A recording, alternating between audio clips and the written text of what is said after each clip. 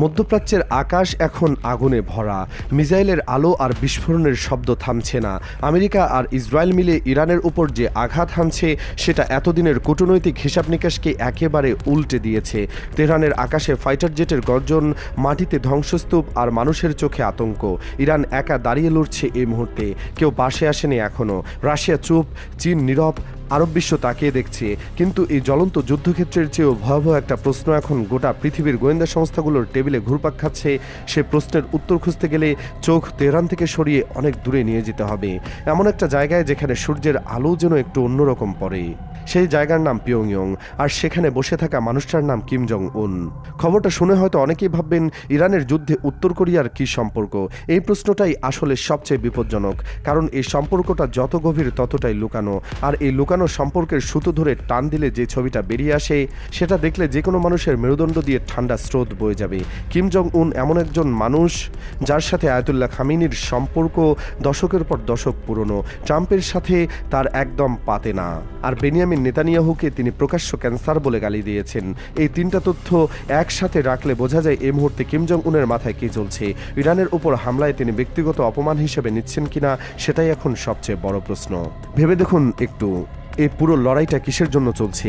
পারমাণবিক বোমা। ইরান যাতে পারমাণবিক অস্ত্র বানাতে না পারে সেজন্য আমেরিকা আর ইসরায়েল খামেনির ঘরের ছাদে মিসাইল মারছে। ইরানের পারমাণবিক স্বপ্নকে ধ্বংস করতে এই রক্তক্ষয়ী অভিযান। কিন্তু এখানেই আসল মোচড়, যে পারমাণবিক বোমার ভয়ে ইরানকে শেষ করে দেওয়া হচ্ছে সেই একই ধরনের পারমাণবিক বোমা কিম জং উনের হাতে এই মুহূর্তে 50টারও বেশি মজুদ আছে। শুধু তাই নয়, প্রতি বছর আরও 6 থেকে 12টা নতুন পারমাণবিক বোমা তৈরি করার সক্ষমতা তার কারখানাগুলোতে রয়েছে। আর আইসিবিএম মিসাইল সরাসরি আমেরিকার মূল ভূখণ্ডে পৌঁছাতে পারে তার। ইসরায়েলকে মানচিত্র থেকে মুছে দেওয়ার ক্ষমতা তার আছে। আর সবচেয়ে ভয়ঙ্কর তথ্যটা হলো ইরানকে পারমাণবিক শক্তি বানানোর পেছনে কিম জং উনের নিজের হাত আছে বলে আন্তর্জাতিক গোয়েন্দা সংস্থাগুলো দাবি করে আসছে। এই দাবিটা অমূলক না। ইতিহাস ঘাটলে দেখা যায় ইরান ইরাক যুদ্ধের সময় থেকেই উত্তর কোরিয়া ইরানের পাশে দাঁড়িয়েছিল। তেলের বিনিময়ে অস্ত্র সরবরাহ শুরু হয়েছিল সেই সময় থেকেই। ইরানের গর্ব শাহাব-3 মিসাইল, যেটা নিয়ে তেহরান এত বড়াই করে, সেটা আসলে উত্তর কোরিয়ার নোডং মিসাইলের হুবহু নকল। খোরমশাহর মিসাইল মুসুদানের কপি। সিজিল মিসাইল তৈরি হয়েছে উত্তর কোরিয়ার SKN-1 SBL এর নকশা ধরে। 2003 সাল থেকে পারমাণবিক প্রযুক্তিতে সরাসরি সাহায্য করে আসছে পিয়ংইয়ং। 2012 সালে দুই দেশের মধ্যে প্রযুক্তিগত সহযোগিতা চুক্তি পর্যন্ত স্বাক্ষরিত হয়েছে। আর 2011 সালের একটি রিপোর্ট বেরিয়েছিল যেখানে বলা হয়েছিল উত্তর কোরিয়া ইরানকে পারমাণবিক বিস্ফোরণের সিমুলেশন সফটওয়্যার পর্যন্ত বিক্রি করেছে। এই সম্পর্কটা শুধু কূটনৈতিক না, এটা রক্তের বন্ধনের মতো গভীর।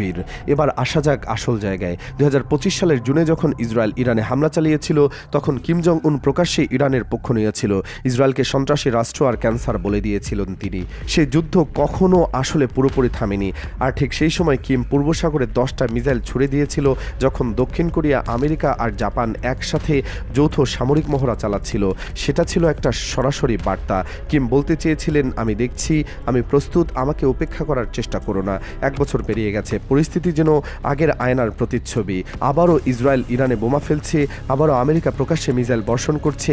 আর ঠিক এই মুহূর্তে মার্চের 9 থেকে 19 তারিখ পর্যন্ত ফ্রিডম শিল্ড নামের আরেকটা যৌথ সামরিক মহড়া আসছে দক্ষিণ কোরিয়া আর আমেরিকার।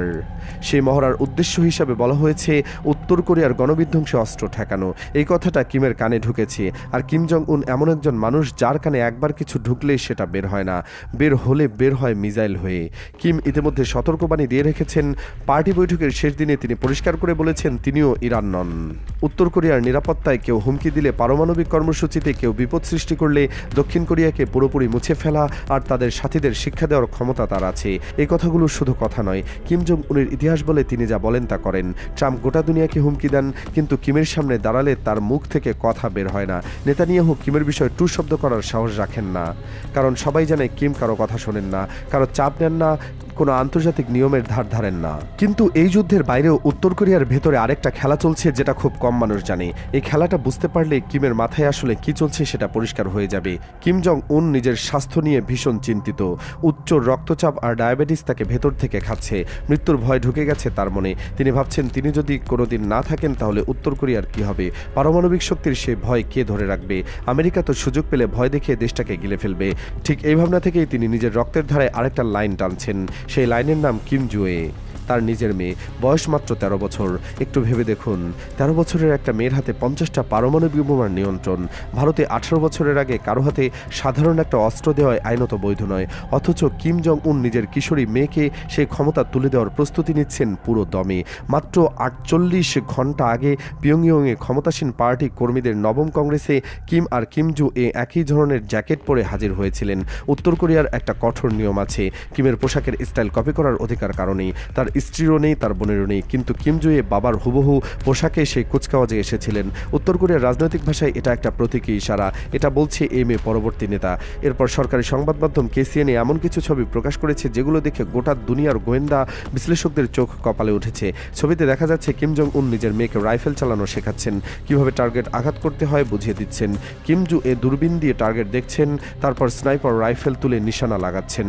বাবা পাশে দাঁড়িয়ে রাইফেল তুলে নিশানা সাজাচ্ছেন।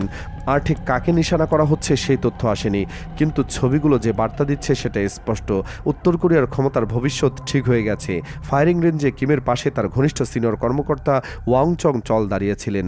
কোরিয়ান ওয়ার্কার্স পার্টির কেন্দ্রীয় কমিটির সদর দপ্তরে অনুষ্ঠিত এই আয়োজনে কিম আর কিম জু মিলে কর্মকর্তাদের স্নাইপার রাইফেল উপহার দিয়েছেন।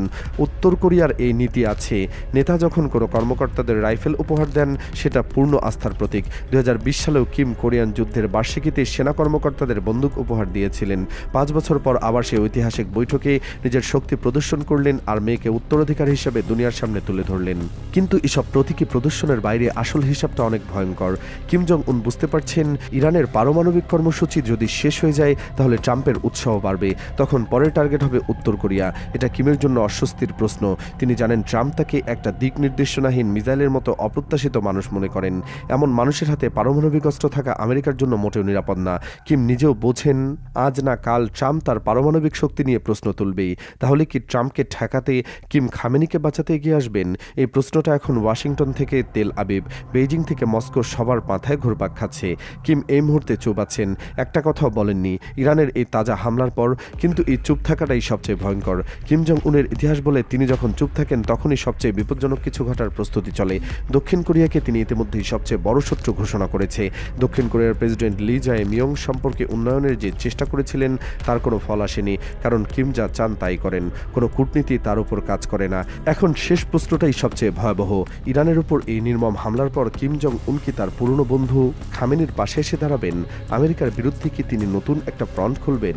যদি কিম এটা করেন তাহলে এই আঞ্চলিক সংঘাত মুহূর্তের মধ্যে বিশ্বযুদ্ধের চেহারা নেবে, কারণ তখন একদিকে থাকবে আমেরিকা, ইসরায়েল আর তাদের মিত্ররা, অন্যদিকে থাকবে 50টারও বেশি পারমাণবিক বোমা নিয়ে একজন মানুষ যাকে পুরো বিশ্ব ভয় পায় কিন্তু কেউ নিয়ন্ত্রণ করতে পারে না।